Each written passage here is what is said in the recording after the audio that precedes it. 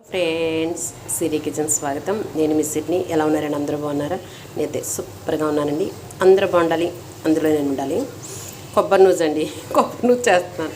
ఒకసారి కొబ్బరి నూజ్ చేసినప్పుడల్లా నాకు గుర్తొస్తుంది. ఒకసారి ఏం చేస్తానంటే కొబ్బరి నూజు హైలో పెట్టేసి చేసేసాను.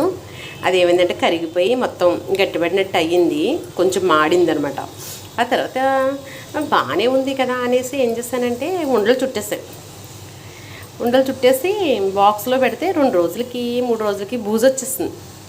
నాకు అర్థం కాదు ఏంటంటే అది కొంచెం ఎక్కువసేపు మగ్గాలట.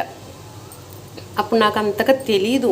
రంగు మారిపోయింది, బెల్లం కరిగిపోయింది, గట్టిగానే ఉంది కదా, ఇప్పుడు కూడా చూడండి ఎలా ఉందో అనుకున్నాను. అలా కదంట, జిగురు కింద గమ్ములాగా రావాలన్నమాట. వచ్చి కొంచెం బాగా ముదిరినకాయ అయితే కొంచెం ఆయిల్ లాగా కూడా వస్తుంది. అలాగా బాగా ఉడికించాలంట. నాకు తెలియకప్పుడు ఉడికిపోయింది, బాగానే ఉంది కదా అని చేస్తే అలాగైంది.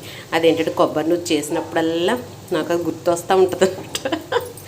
ఎంత బాధ వచ్చేస్తుందంటే రండి, పెద్ద డబ్బాడు చేసాను కొబ్బరి నూనె, మొత్తం బూజు వచ్చేసింది.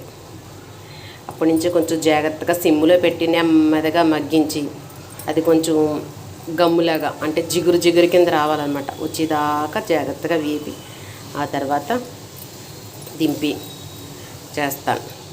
ఇలా చేస్తే ఎన్ని రోజులైనా నిలవ ఉంటుంది. కాకపోతే ఎక్కువ రోజులు ఉంటే కొంచెం ఆయిల్ వాసన లాగా నిలవ వాసన అయినా రావచ్చేమో, కానీ బూజు రావడం కానీ అలాంటివి ఏముండవు. శుభ్రంగా నీట్గా ఉంటుంది. మీరు ఎప్పుడైనా కొబ్బరి నూనె చేసినప్పుడు అలా ఎప్పుడైనా జరిగిందో నాకు కామెంట్స్లో చెప్పండి. నవ్వుతూ ఉండండి, నవ్విస్తూ ఉండండి, ఆనందంగా ఉండండి, ఆరోగ్యంగా ఉండండి.